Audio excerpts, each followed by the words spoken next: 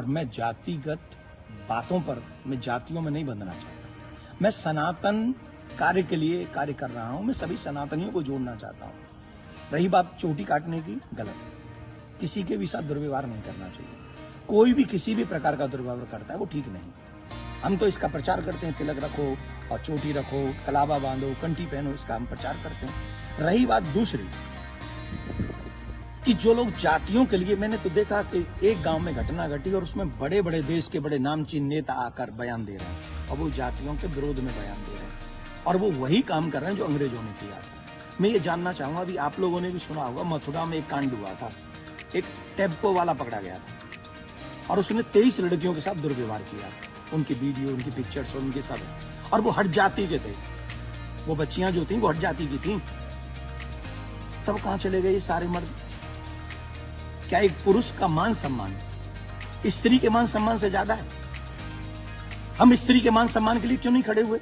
इसका मतलब ये नहीं मैं कह रहा हूं कि पुरुष का अपमान हो जाए तो हो जाए। अपमान किसी का नहीं होना चाहिए।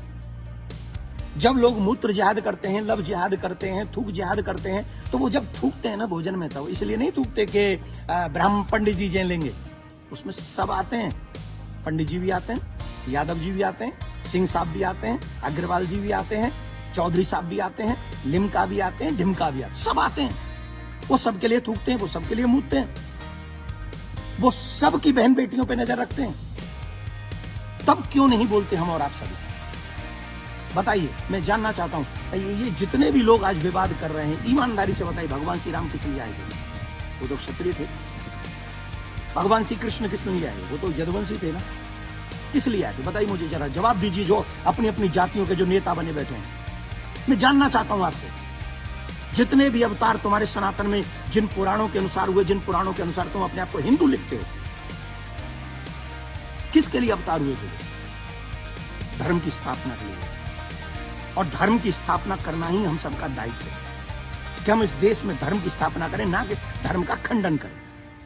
हम सबको चाहिए कि एक साथ रहें, अपने धर्म का सम्मान करें, अपने धर्म को बढ़ाएं, अपने देश को बचाएं। ये हम लोगों की ड्यूटी होनी चाहिए। और जितने भी यदुवंशी सुन रहे हैं ना, my dear listen to me, निश्चित तौर पे मेरा जन्म जो है ब्राह्मण कुल में हुआ है।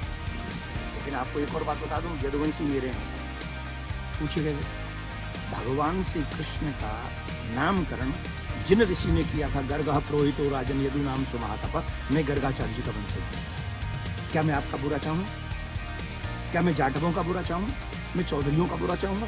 मैं बनियाओं का बुरा चाहूंगा? किसी का बुरा नहीं चाहता।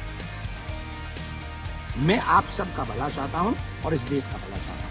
अगर आपको ईमानदारी से अपने इष्ट में निष्ठा है, राम में, कृष्ण में, परशुराम में, हनुमान में, देवी में, देवता में, तो आप शास्त्रों के बताए हुए मार्ग पर चलिए और धर्म का पालन कीजिए और उन विधर्मियों से लड़ने के लिए तैयार हो जाइए जो हमारे देश में जाति का जहर घोलकर, कई बड़े बड़े नेता हैं, जाति के नाम पे कूद पड़े। बस चुनाव की सभाओं में बोल रहे हैं, चुनाव की एक कथा, अरे तुम्हारा इस नाम पे वोट लोगे? क्यों नहीं कर सकता भाई? कथा प्रवचन कहीं भी करे। हम अपने बच्चों को कहानियां सुनाते, कथा सुनाते हैं, क्या बुराई?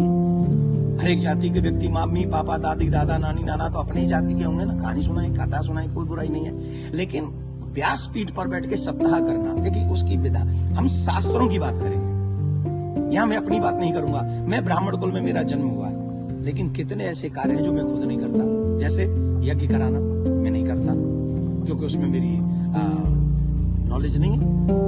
वो विवाह कराना, वो मैं कार्य नहीं करता।